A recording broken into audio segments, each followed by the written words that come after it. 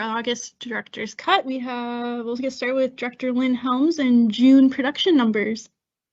Thanks, Bethany, and thanks everyone for tuning in. It's August. We're talking about our June 2022 production numbers. And so happy to report a 3.5% increase in crude oil production.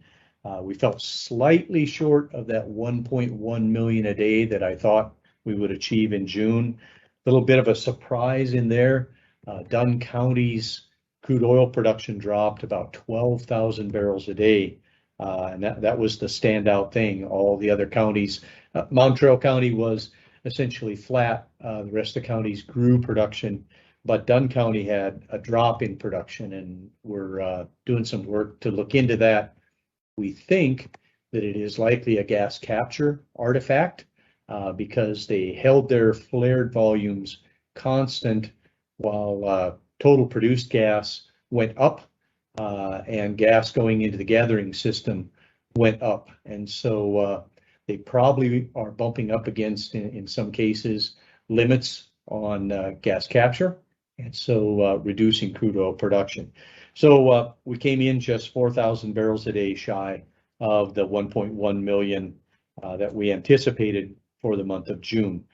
Good, healthy activity in July. So we do anticipate production growth going into July, substantial production growth. August is a bit of a wild card. The operations, the plant shutdown at Robinson Lake has started, and there's also been some issues on the Northern Border Pipeline.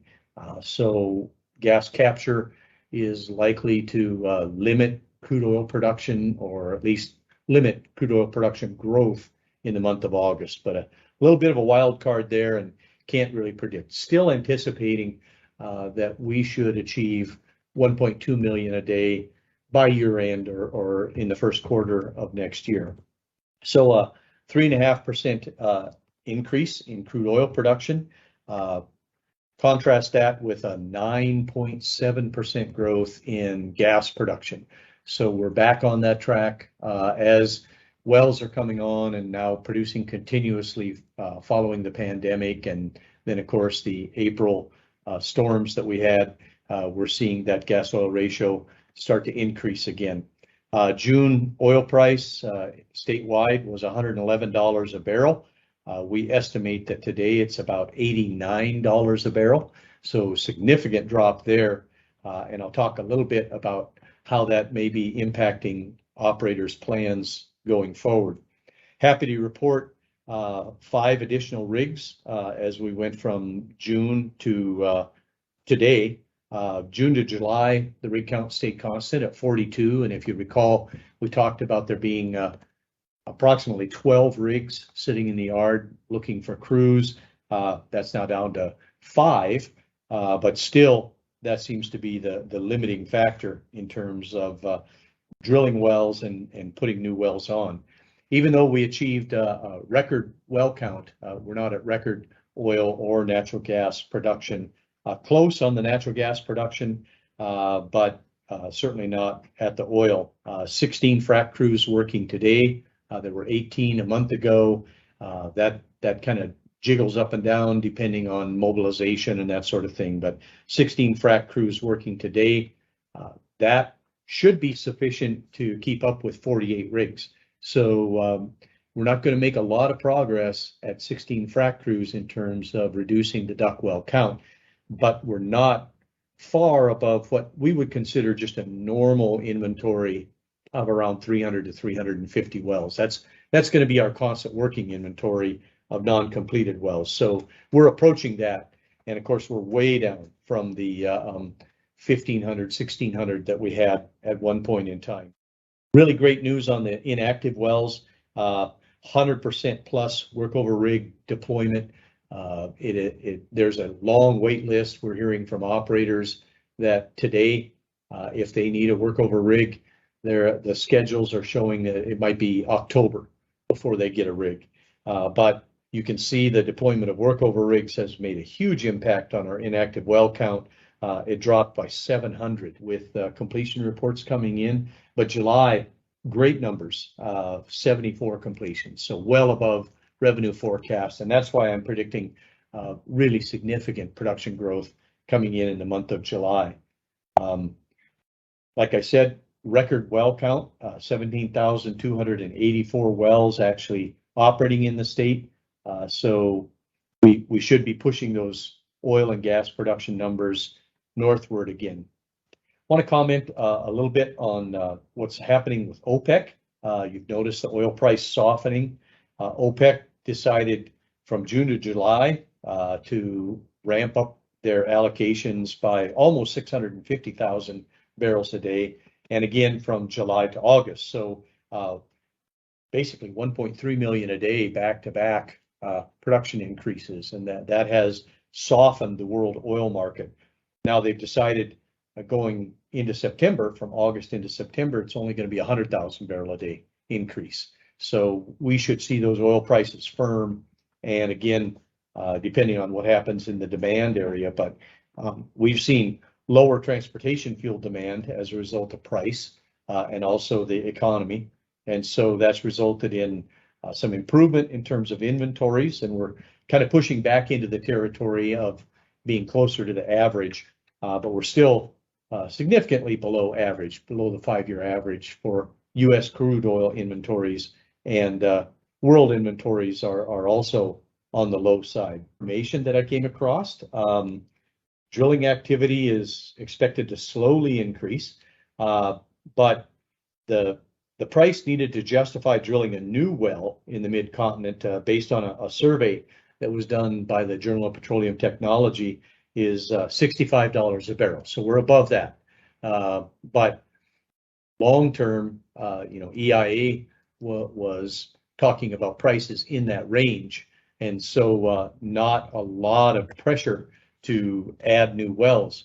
What was really interesting coming out of the survey was operators were asked what it would take to get them to substantially increase drilling, and they put that number at $98, which is well above today's oil price, WTI. So we're not anticipating a big spike or a ramp up in drilling activity. Again, just this slow increase in rig count and frac crew or completion crew count taking us through the end of the year. Wanted to talk just very briefly about what Congress has done and what's expected to be signed today. It's called HR 5376, more commonly called the Inflation Reduction Act. There are a number of sections of that we think are going to have a negative impact on oil and gas operators in North Dakota. And so we're in the process of analyzing those. There's the corporate alternative minimum tax, the excise tax on repurchase of stock, the advanced manufacturing production credit for critical minerals, methane emission reduction program, and the Mineral Leasing Act modernization. All but a couple of those are anticipated to negatively impact industrial growth in North Dakota. So more to come in that area. Hurdle to growth in the Bakken over the next couple of years, and do you believe this basin still has an upside, or have we seen peak production? Yeah, so a couple of questions there, maybe kind of a bundle of questions, but it's pretty clear talking to operators and to the service companies that our number one hurdle is workforce.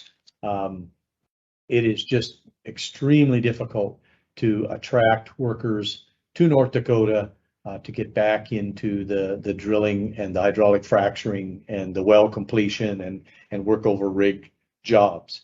So North Dakota has begun to really focus on career and technical academies, career and technical education to try to grow our own workforce. But over the next couple of years, that really is going to be the most difficult hurdle to overcome. It's taking these service companies that have 7 drilling rigs sitting in the yard 2 to 3 months to hire and train a crew and really put together a full crew and deploy them to the field. So with 7 rigs, we're talking 14 to 21 months just to get those 7 drilling rigs in the field. And they're seeing similar things with hydraulic fracturing and mobilizing frac crews. Number one hurdle is definitely workforce. So are we at peak production? No. We really believe that within the next year, production is going to grow to 1.2 million barrels a day. And looking a little bit further out, we think by the end of the 2020s, we can achieve and sustain 1.4 million barrels a day. So it's a slow growth curve. And again, like I mentioned, it was interesting that survey really fits with what we're seeing as far as industry activity. $65 to justify drilling a new well, $98 if you were going to really try to add a rig and put more production on. So our anticipation is slow production growth. We are not at peak production yet. Okay. Let's see. Do you see any issues with the EPA limiting or suspending oil and gas leases in North Dakota due to sage grouse, similar to what is going on in Colorado? Yeah, so it's the Endangered Species Act, and that there is a lot of activity centering around the sage grouse. Sage grouse habitat impacts a very small part of North Dakota. So we have one natural gas field that's heavily impacted in southwestern North Dakota, and then our one large enhanced oil recovery project. But that EOR project is fully drilled out, and so it may cause some minor delays in terms of plumbing and the construction of CO2 capture facilities, but those are already well underway and plan to be implemented by this time next year. So no, we don't see anywhere near the impacts in North Dakota that we're going to see in Colorado, Wyoming, and Montana from listing of the sage grouse. But the federal government keeps pushing back and doing many things to tap the brakes on our Tier 3 area.